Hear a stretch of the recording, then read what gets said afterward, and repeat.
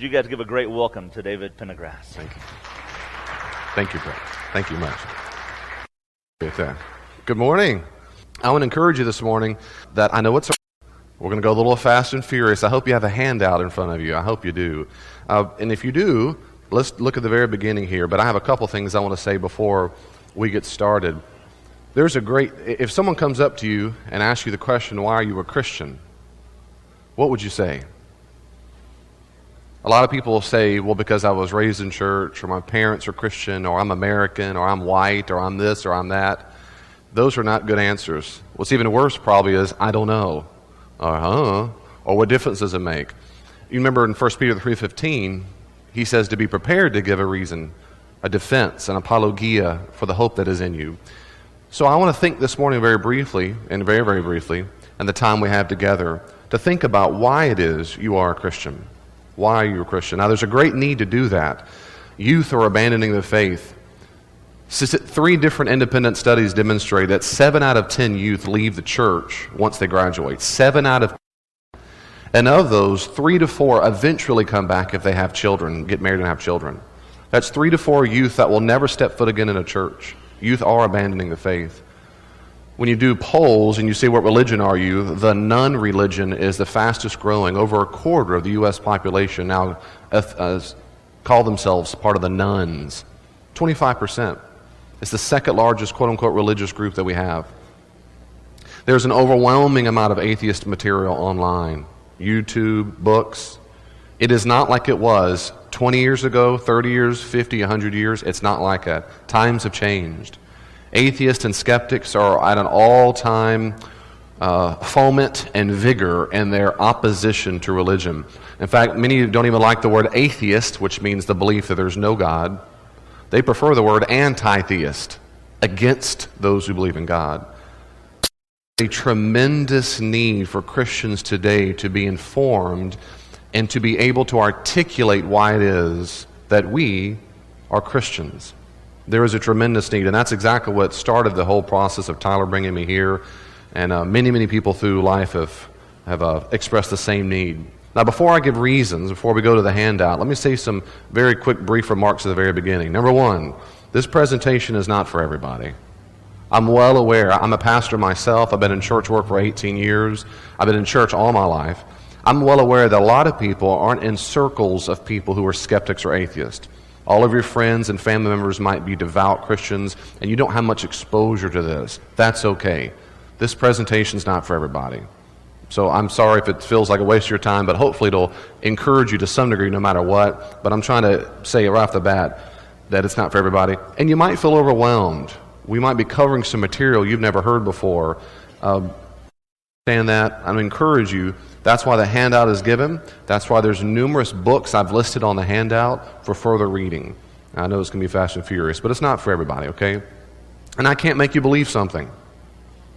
To prove something means to demonstrate the truth or existence of something by argument or evidence.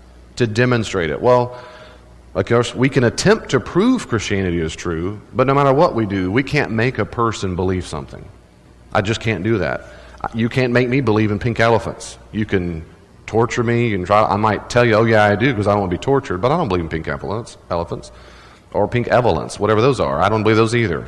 Neither one of them. But I can't make a person believe something. And that depends on all kinds of stuff. That depends on whether the person's willing to be convinced. Some people are not. Depends on what type of evidence you're looking for. Whether or not you present enough evidence, and on and on. But we can't make a person believe something. So instead of trying to prove to you Christianity is true, which I can't do it because I don't know what it would take for you or anybody you might know, today I want to simply tell you why I know Christianity is true. These are the things I find compelling. These are things I find convincing. Third, I can know something without being certain. We usually, in American English, we'll use the word think. Like, I think the meeting's tomorrow. We're like 51 to 75% sure. I think it's going to be cold in the morning. That's I think. We can use the word I know when we're above that. No, I know it's going to be cold. We typically use the word certain if you're being very logically consistent. Certain means I'm 100% sure. Well, I'm not 100% sure I exist. I really do think it, and I know it. but I might be in a dream. I might be a brain in an alien ship somewhere. I mean, it's logically possible. I think that's silly, but I'm 99.99% sure that I exist. Well, what I'm saying is, you can know something without certain. A lot of people, to give religious vocabulary, we kind of worship the idol of certainty sometimes. And if some people lose the faith and leave it because they don't feel 100% sure. And that's exactly why I've named my presentation, Christianity, Why I Know It's True. Because I have knowledge of it. I know it's true.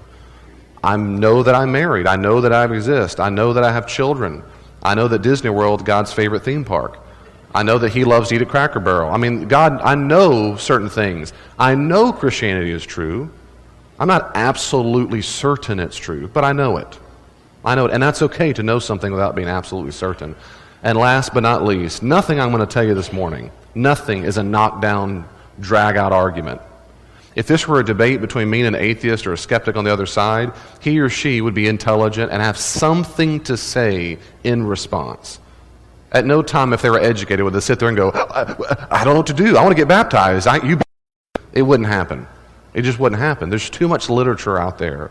They would have something to say in response.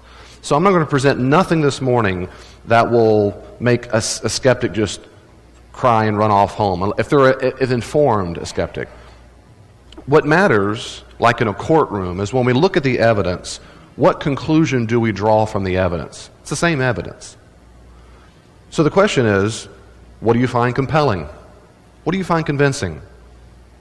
That's it. Just like in a court of law, you've got typically a defense and a prosecuting attorney. They're looking at the same evidence. The question is, what do you find convincing? Not, what can we say that silences all the critics? That can't be our goal, because you're going to be sabotaged. It won't happen. So when you talk to a skeptic or an atheist, if you're looking for that knockdown, drag-out, if they're educated, they're going to say, well, you could say this, you could say that. So this morning, instead of, because the time is so limited, in my book that I wrote, I did give skeptic's response and my response and a skeptic response and my response. This morning, I'm going to leave out the skeptic's response and just tell you why I know it's true. Fair enough? All right, I hope so. Naturalism and scientism. Now you're looking at your handout thinking, when he's going to get to my handout? Okay, the very top. I'm going to say something briefly. I've left you a little bit of space in the handout if you want to take notes here and there. There are numerous people that believe that all that exists in reality is matter and energy. Matter or energy, and those are interchangeable in physics. These people are called naturalists. They believe in naturalism. All that exists, even your thoughts, are just synapses firing off energy. And they believe that every single effect is caused by something of matter and energy. Cause and effect, whatever it is matter and energy.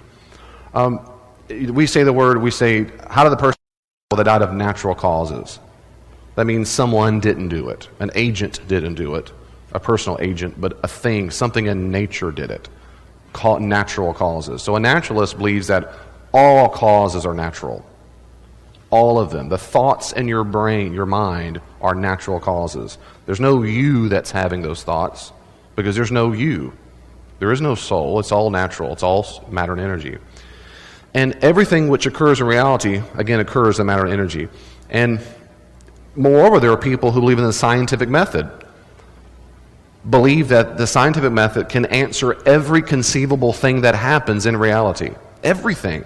And if science can't prove it, it can't demonstrate it, it's a nonsense question.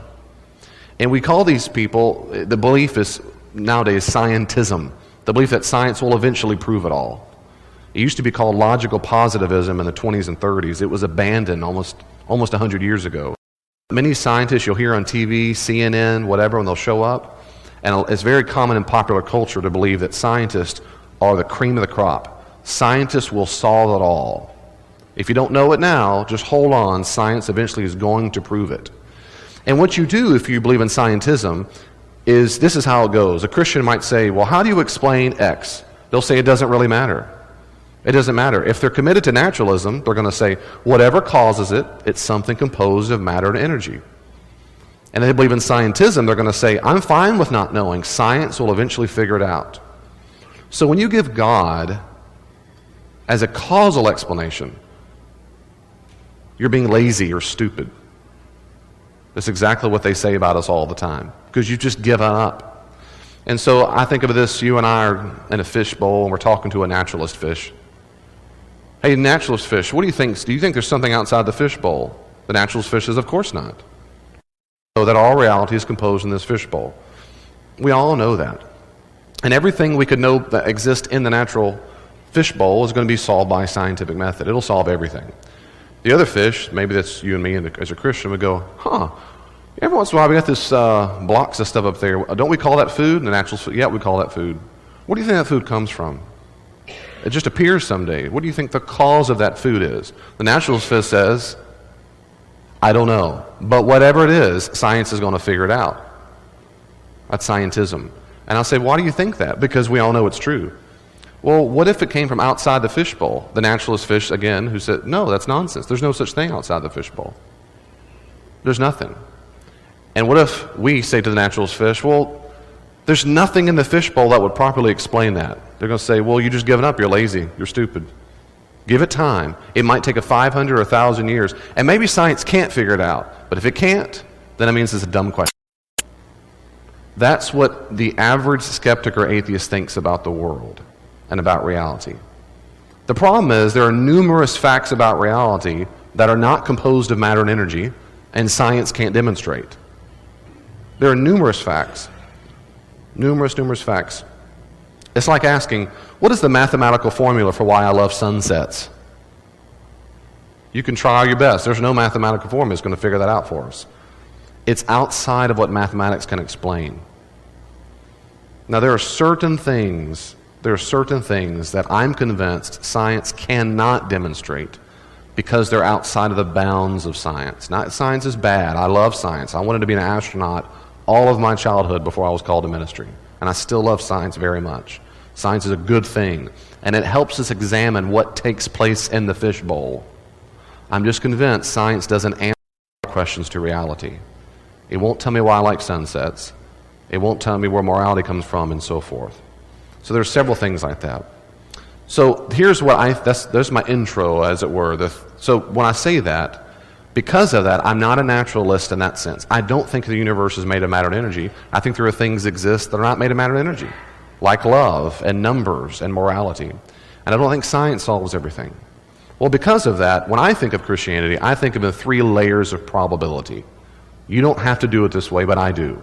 So if someone asks me and they have more time than 30 seconds in an elevator, why do you believe in Christianity? Why do you think it's true? I'll say, well, I think of it in 3 categories. There's a whole host of things that make me think it's quite probable. Then there's a host of things where I get very probable. Then there's things I think make it virtually certain that Christianity is true. And so what I want to do is very briefly run through these with you if I can. So the first thing when it comes to being quite probable is the best explanation for these facts. I think God is the best explanation for numerous things. Listen here. Skeptics and atheists will give other explanations for it. They will give other explanations. That's fine. I don't find them compelling. Like in a court of law. I think God's the best explanation. I think He's the best explanation for it. For example, I think God's the best explanation for why anything exists at all. Think about that question.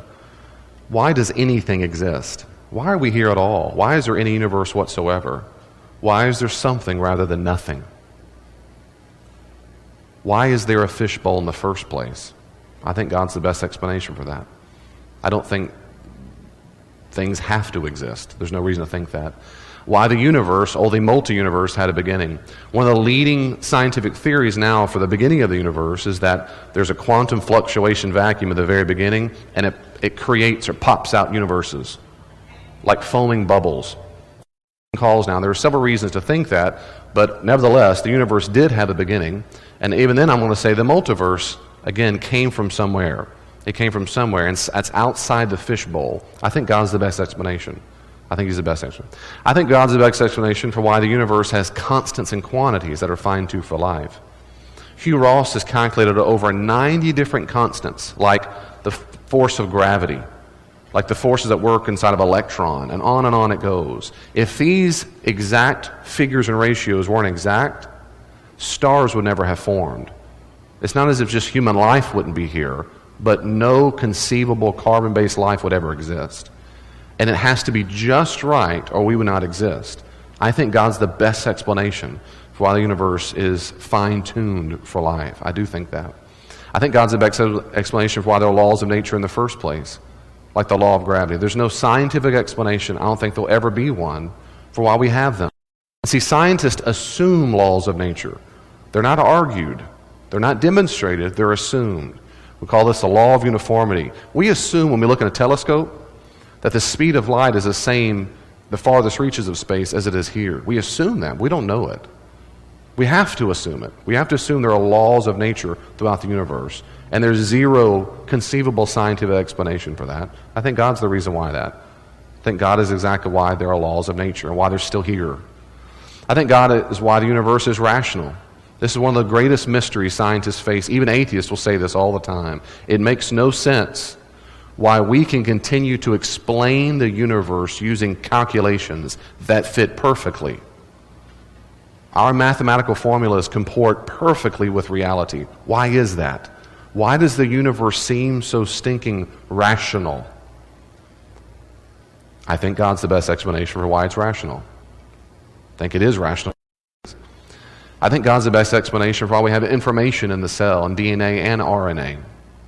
I do not think rational information. DNA is coding. It's software code.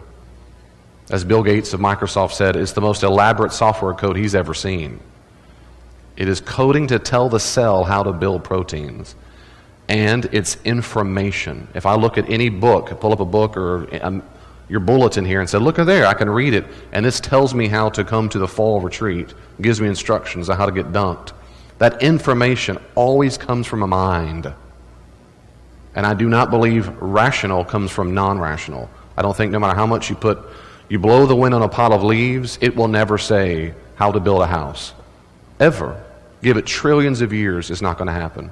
When I come across vocabulary, I know that's information. That's what DNA is. I think God is the best explanation for why there's information in the cell. I think God is certainly the best explanation for objective moral values.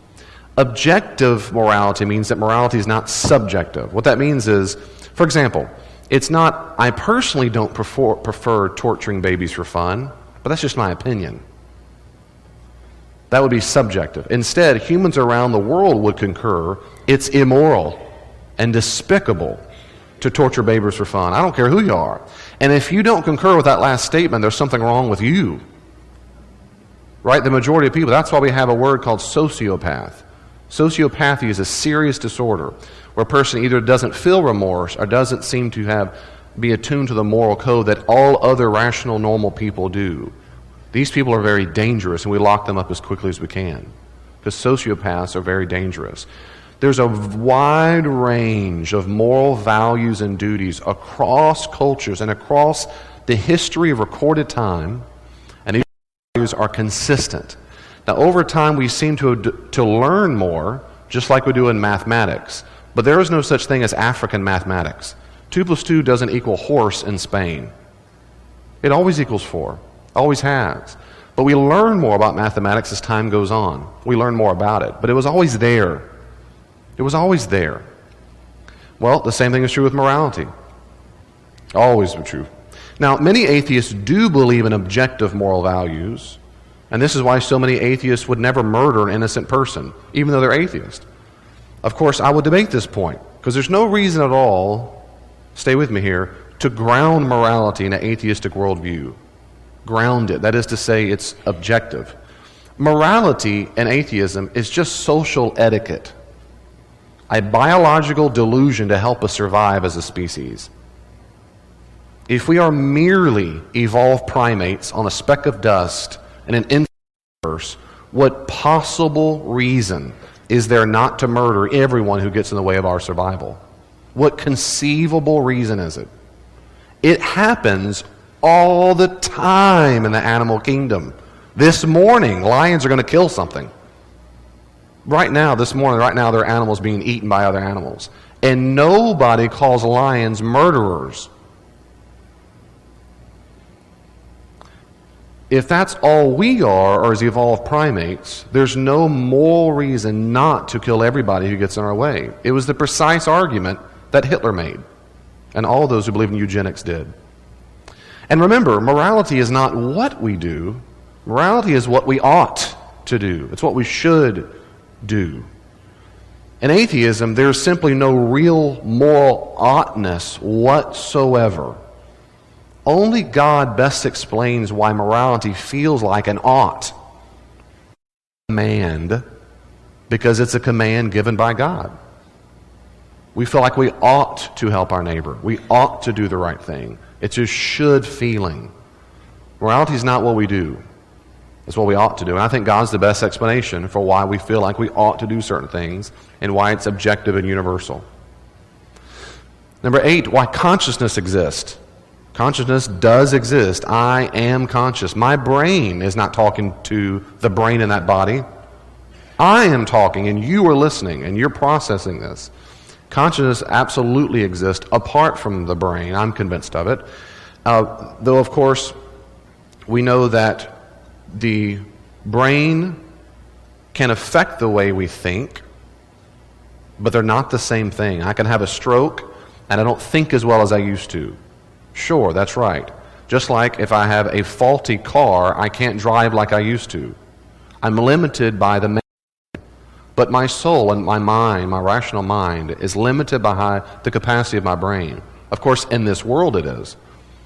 They're related, but they're not the same. Consciousness, I think, is best explained because of God. Number 9, I think the soul exists. In fact, I'm convinced of it. I'm what you call a mind-body dualist. I think it's very true that the soul exists. And there are numerous reasons to think that. One of the reasons is, and I encourage you to read the book, God in the Afterlife. It's there in your handout. Jeffrey Long did a book that's really, really good, and he just wrote a sequel to it, God in the Afterlife. But Evidence of the Afterlife is great. And you ought to hear the stories of those people who have died and come back. You ought to hear them. They come back with knowledge they never knew. They meet dead relatives they know existed, and on and on. The best explanation for why they learn knowledge when they come back from being dead is that they kept existing. Well, if they are just matter, how did that keep existing when they're dead? I think the soul best explains that. And why we appreciate beauty. There's no survival mechanism for why I love a sunrise. I'm not more likely to survive anywhere by enjoying sunsets and waterfalls at all. So, those are reasons why I think it's very, very likely. It's quite probable. Now we're moving on to the very probable. Very probable. Now when we do that, let me do this real quickly because under this very probable category. Personally, whenever I think of something is true, I'm looking for 2 major criteria. External criteria or data and internal data or internal criteria.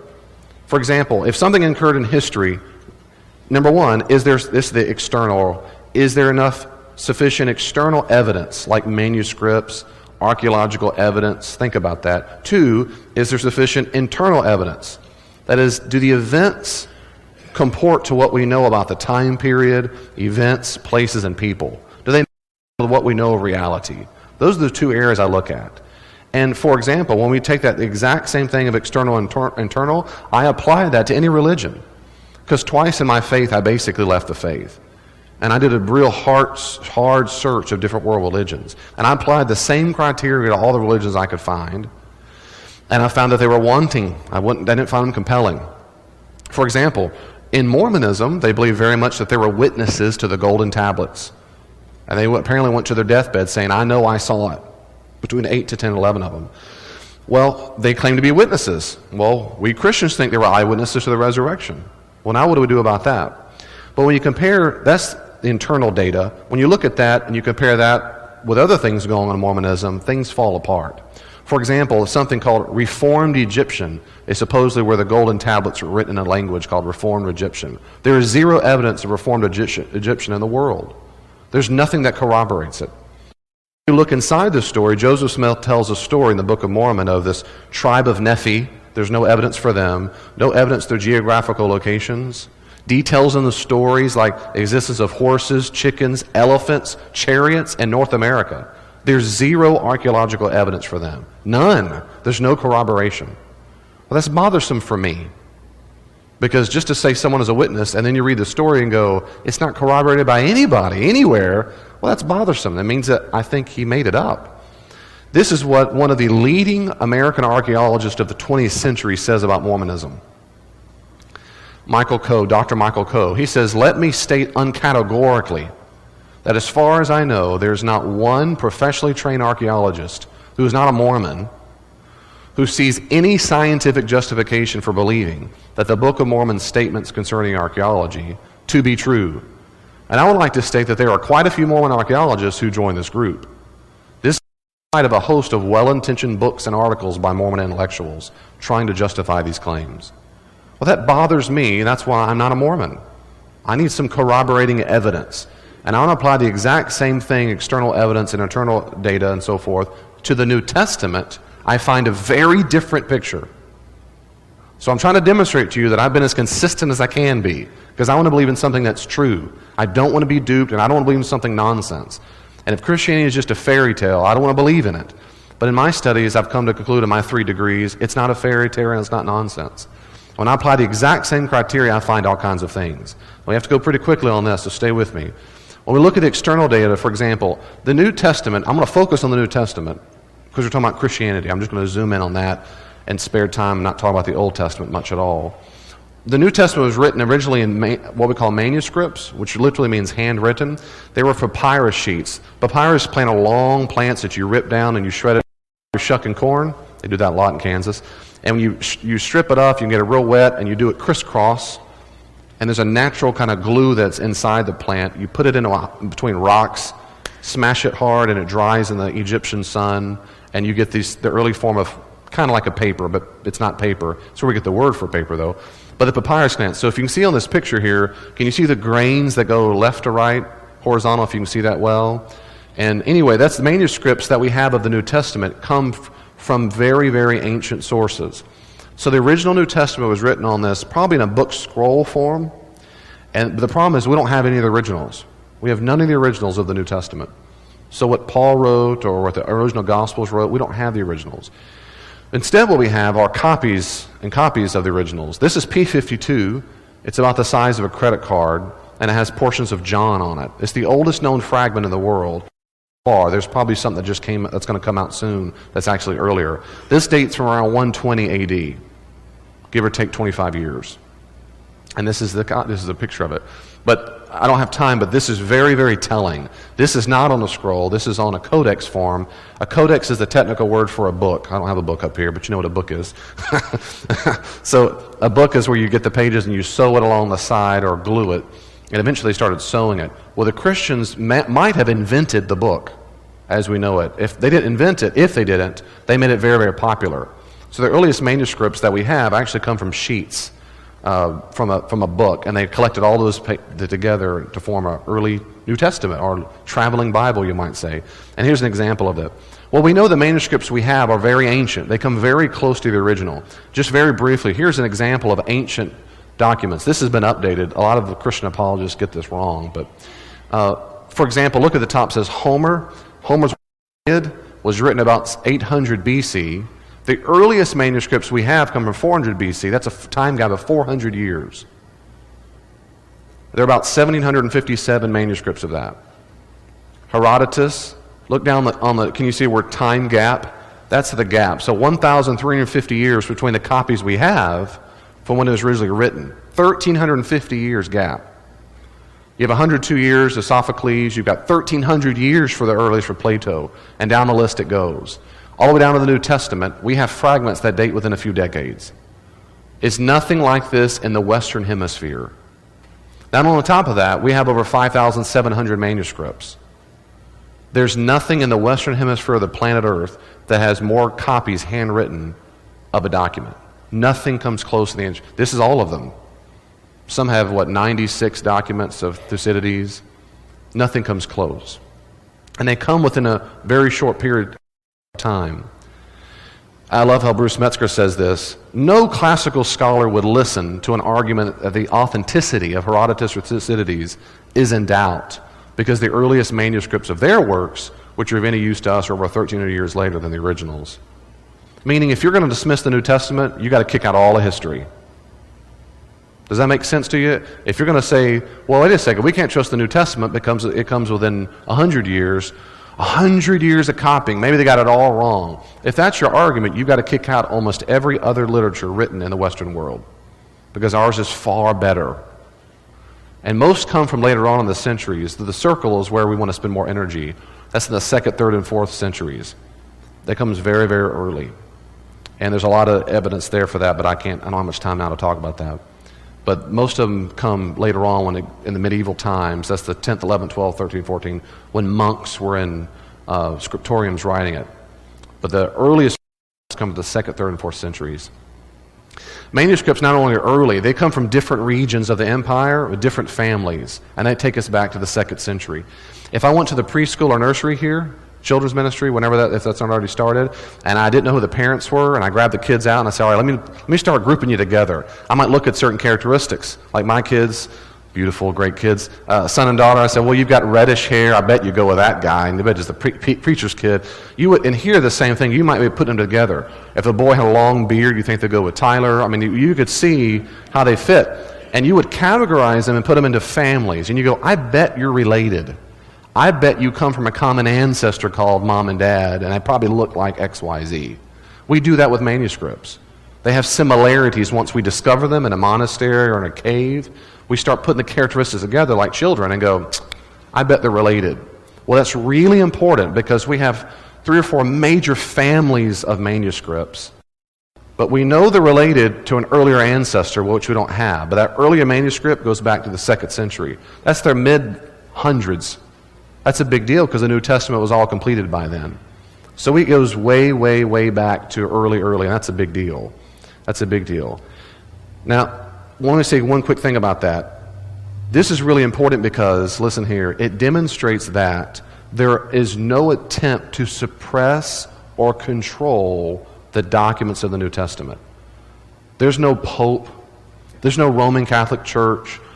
I don't care what the new movie comes out or what you're going to hear at Eastern time on CNN and how there are secret lost books the church doesn't want you to read and it makes the bestseller list. That's all nonsense. In scholarship, we study all those books. There was nothing suppressed. There was no power. By the 2nd century, the Christians were a fledgling group in trouble from the Roman government. There was no wonderful leadership that's making sure that all the Christians they're just local autonomous groups doing the best they can. So there is no conspiracy theory. Those are all nonsense. And it's not the telephone game. Well, David, the manuscripts just passed on forever. Nope. It's not like that. You know the telephone game, right? You tell a person, it goes around a long crowd. By the time it ends up, I like apples, ends up with who likes horses. I mean, it's just it's funny. And it's to be funny. That's not how manuscripts worked. Manuscripts were written. There's multiple lines of transmission. And they had access to the earliest copies. One scholar says that most manuscripts lasted around 200 years. Papyrus could be very brittle. If you took care of it, it's good. But it could wear out over time. But it could last almost to 200 years on average. A guy named Tertullian, who wrote in the 2nd century, he makes a comment and says that you can go to the major churches and find he called the authentic or original documents. That's in the 2nd century. Now, unless he's lying, that means the master copies existed all the way to the 2nd century. That means we have copies of these manuscripts that come in the living lifetime of the original manuscripts. That's a big deal. There's nothing like that in the Western world. Nothing comes close to that. Not at all. Earliest fragments that we continue to find corroborate it. For example, we have some documents. One's called Codex Sinaiticus, one's called Codex Vaticanus. Codex means of the book form. And these 2 documents come from about the mid-300s, mid-4th century. They are exquisite. Well, what happens over time is like Indiana Jones, scholars continue to find fragments of manuscripts. They keep finding them. I don't know if you know that. They do keep finding them. And when they find these earlier fragments, and they are just fragmentary, and that's a shame, because they've been destroyed, or they were, like this next one is called the Oxyrhynchus. Oxyrhynchus papyrus on the right side was literally in a trash dump. They found thousands of documents in a trash dump in Egypt. And most of these documents aren't about the Bible. Some that were about the Bible. So on the left side, you have Codex Vaticanus, and look how incredible it looks. I mean, this thing, that cost a lot of money to write documents back then. So that was very expensive and very well done. On the right side, we had a fragment that was found not too long ago, and it's earlier than the document on the left. Well, when you took that fragment and compare it, there's very little difference. There's some difference in word order, sometimes verb tenses or spelling errors. But no manuscript that we find disconfirms. We don't find fragments that say Jesus was a woman. There were 32 disciples. He lived in Vegas. There's nothing comes remotely close to that. So when Indiana Jones types, and they're all out there, when they continue to find them, one guy named Daniel Wallace, when these people find manuscripts in monasteries and libraries and trash dumps around the world, it corroborates what we already knew. The earlier we get, the more it confirms what we already knew. That's a good deal. That's a good deal. There are no major, what we call lacunae. Can you say the word lacunae? Yes, you can. That's a gap. The ending of Mark might be one. What's a lacunae? What's a gap? Well, this is a copy of the Dead Sea Scrolls, one of the Dead Sea Scrolls that was found in the 50s. And you see those big holes at the bottom, right? Well, those holes mean we have no idea what goes there unless you find other manuscripts that fill in the gap. Well, unfortunately, with the Dead Sea Scrolls, we don't know what the gap said. And so when you translate it, they're just big gaps or lacunae, and it looks like this when you translate it. So on the left side is the actual Hebrew text transliterated. On the right side, it's maybe a little too blurry, it's too little. On the right side is the English translation. But can you notice at the bottom right where it has the brackets, and it says ... 10, 11, 12, 13, you see that dot? The brackets mean we don't have a clue what went there. Now why is that? Because there are holes. And so when you do an English translation, you put ... And at the top it's the same as ... Now scholars who study Hebrew all the time might guess at what was in it. We call that an emendation. We guess, but they put it in brackets. But we don't know. Well, there's nothing like this in the New Testament. Think about that. Almost all of the manuscripts we have in the ancient world, we have big gaps. We just don't know. What if Jesus said to the woman at the well, I tell you, ... Like, what did he say? It doesn't exist. We have so many manuscripts, there are no major gaps. And the one conceivable, possible exception is the ending of Mark, and that's a big debated issue. And most scholars think it's not a gap, but it's possible. That's a big deal. There are differences in the manuscripts. We call them variants. And less than 1%, about 99% of them are worthless. There's spelling errors in the manuscripts, or word order changes. There's all kinds of common things. If you go yourself, if you want just for fun to knock yourself for sleep today, try to copy the Gospel of Mark by hand. And then have your spouse or a friend check it and see how well you do. Well, you're going to make mistakes. We do. You don't mean to. Not because you don't love Jesus or you're a sinner. You just made a mistake. Well, that's what we do. But you could spot it very quickly. If you reread and go, how many ways can you spell the word there? Or our, or are, or whatever. Especially if you heard it. Well, that's a homonym. I misspelled that one. But you could quickly spot the spelling errors. If you said a apple instead of an apple, that's called a variant. You can spot them very quickly. And almost all of them that exist in the manuscripts are worthless changes. They just fix them. The copy just made an error. They don't have spell check. There's no Microsoft Word back then. But less than 1% are meaningful. They do change a little bit, but none of them change major doctrine. If we had time for fun, Mark 16:9 and following. If you read your Bibles, you look at the end of Mark 16:9 and following, you'll have a footnote or an asterisk that usually says, other ancient manuscripts do not contain verses 9 through whatever. Scribes added that later on, almost certainly. John 7:53 through 8:11. I'm really going to make you leave the faith this morning. That's the woman caught in adultery. And Jesus says, who does have no sin, cast the first stone. He draws in the dirt. No ancient manuscript has that. That doesn't show up to the 4th or 5th century. So most scholars don't think that was original in John. In fact, some manuscripts have that exact story in Luke. Mark 1:1, you'll say, the beginning of the gospel of Jesus Christ, the Son of God, is not in some manuscripts. Well, none of these things make sure Jesus doesn't exist or there's a major doctrine that's changed. There's only a handful of these. Now, you're going to hear about a guy named Bart Ehrman. He's going to show up on CNN. He'll show up on all the big TV shows and tell you that there are more variants than there are words in the New Testament. There's no reason to trust it. I disagree with him, and every other textual critic I know disagrees. That no one would say that. What about the internal criteria? We're about out of time, I know. They gave me a little permission to go over just a little bit. Let me go quickly on these. And the internal criteria, that is, when we look at the stories, what do we find out? Well, the Gospels are an ancient form of biography. Let me say a few quick things about this. Number one, every specialist in the field knows that Jesus existed. So Jesus mythicists, those who say Jesus is just a myth, he never existed, I'm just trying to help you here, sister and brother. Don't waste your time. Don't watch the YouTube video. Don't buy the book. It's nonsense. No New Testament scholar in the world thinks Jesus is just a myth. Everyone knows he really existed. And there's a lot of reasons to think that. There are a lot of reasons. We don't have time now. And Gospels can't be an ancient novel, because novels back then were typically romances. They loved romances in the Greco-Roman time. Novels typically relied very little on historical works. Well, the Gospels do rely on historical works. It can't be an historical novel, because those were very rare, and typically the people written were not in the recent past like Jesus' was. And the Gospels have an enormous amount of historical anchors.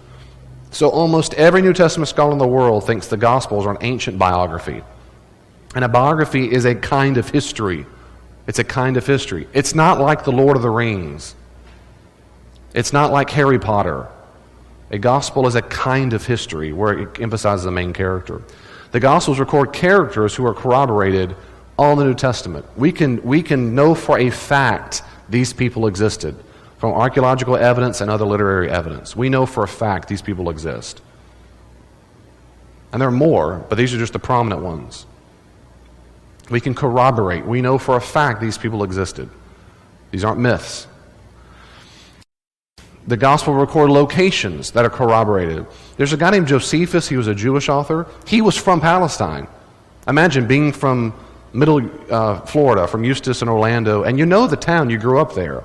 When Josephus writes about the towns and villages and cities, and the Gospels write about towns and villages and cities, the Gospels do better than Josephus. That was his hometown. That doesn't mean he's lying or mistaken. It means we can't corroborate it. We don't have other evidence. 81% of the Gospels are corroborated. And the only ones that are not are almost certainly were tiny, tiny villages. When you read other later Gospels called the Apocryphal Acts or Apocryphal Gospels, they're worthless. I mean, they are worthless. They'll talk about their location is the world. Or they'll say Jesus, one was, what is it? He sailed to his city of Nazareth. You don't sail to Nazareth if you don't know if the Gospel. I mean, it's nonsense. The Gospels are amazingly accurate with their locations. The names and the frequency of names are incredibly important. Richard Bauckham and Peter J. Williams has done, I forgot to say, the location Simon Gathercall is written a lot on and talked about Simon Gathercall on the locations. On the names, Richard Bauckham and Peter Williams demonstrate. Now think about that. If I asked you, I took a poll in here in this church and I said, give me the top 10 men and male and female names right now in the country. Oh, forget that. Let's say Florida. Give me the top 10 names. How well do you think you do if I put that against the real serious data? In order. Now let's change it. Now do it for 40 years ago. 50 years ago. How well do you think you do? I might say Bob, Sarah. I mean, I might get on the list somewhere. I would have no clue what the frequency is. When you compare the names and frequency of names in the Gospels, they match amazing with what we know of the ancient world. The top two names in the ancient world are Simon and Joseph. Outside of in the New Testament, they show up 15.6% of the time in literature or funeral inscriptions. The Gospels get it 18.2%. They show up there. Outside the New Testament, 9 names show up 41%. The Gospels and Acts is 40%. You see that? The top 2 women's names, Mary and Salome, outside the New Testament appear 28.6%, and the Gospels is 38%. The top 9 women's names show up almost 50%. The Gospel and Acts is 61%. What is the likelihood that you make up a story and you get the frequencies of the names to match almost perfectly that's corroborated from ancient sources?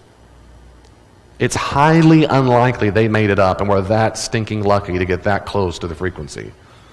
Gospels are not Pauline. That is, they weren't just forced to be from their particular tradition. So the Gospels aren't like Paul's letters in the same way. They're not Gentile. They're not about circumcision. So they seem more authentic to be in the Galilean area. They fit the Jewish theological landscape of the first century perfectly. From what we know, it's not about transformers. It's not about kinds of crazy things. It fits perfectly what we know. And last, of course, of these is the resurrection. The resurrection is, I think, absolutely the best reason. It explains why numerous things. Why the primitive Jews began worshiping Jesus. Jews only worshiped what they thought was divine or deity. Why did Jews do it? Why did Jews do it? I think the best explanation is the resurrection. They began praying, baptizing, preaching, healing in Jesus' name. That means in his character and his authority. Why would they do it for someone who had been crucified as a criminal? Groups of priests, Pharisees, and even Saul Paul radically changed sides. They were always Jews, but I think the best explanation is the resurrection. And of course, they maintained their faith in the midst of ostracization, persecution, and for some of them, death to the bitter end. I think the resurrection is the best explanation for why they would do such a thing. And the resurrection did not occur. Christianity is false. It's bare bones ground zero. If the resurrection did not happen, Paul said, it's just nonsense, and we're to be pitied. Well, I don't think it's nonsense. I think it best explains the data. And the overall narrative of the Gospels is plausible. It is plausible. The differences in the detail are to be expected, and we can't prove everything about the Gospels. We can't prove it. We just can't. I love how these two scholars say it this way. James Dunn, who's a world-class New Testament scholar, says, "Whoever looks for chronological accounts, detailed conciseness in every episode recorded, pedantic precision in reproducing Jesus' teaching as given word for word, and such like, will be disappointed. But not because of anything scholars have said or done, rather because the evangelists themselves were not concerned with such matters. The fault here, if fault there be, lies not in the scholars or in their findings, but in the false expectations with which so many have come to the Gospels."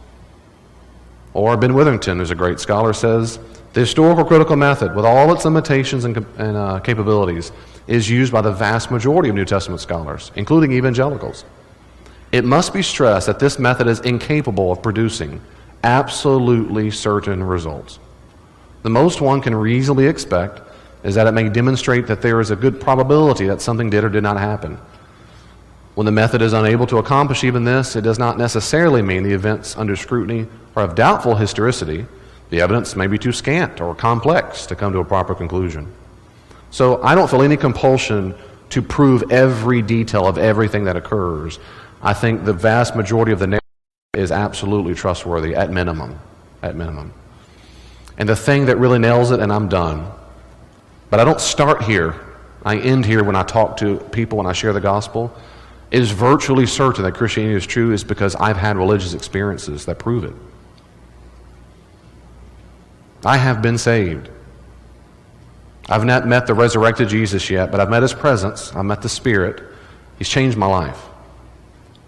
I know he's real. We talked this morning, in fact. We talked a good while even this morning. He's alive and well. He's just fine. And my religious experience corroborates, it fits and comports what I know to be true of everything I've just covered in this presentation. I know for a fact that he has saved me. I could tell you story after story of answered prayer.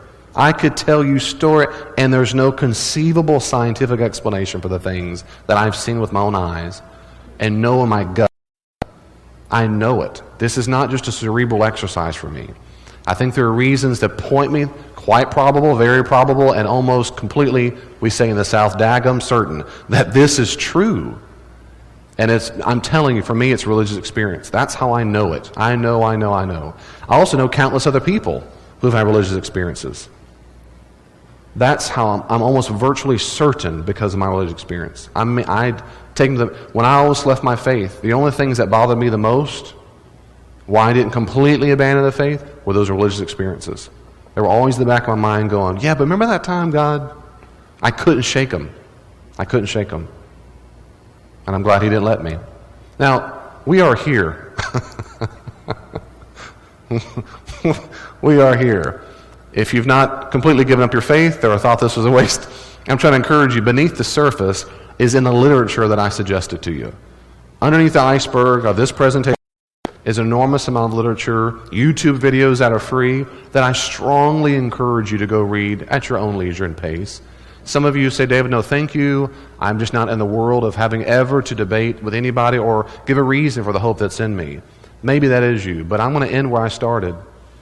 Why are you a Christian? Are you able to give even a 60-second answer for why you are a Christian? That is the challenge before us. Dear friends, dear disciples of Jesus, He is alive and well. And people who have good questions deserve to have some kind of good answer. Amen? Amen.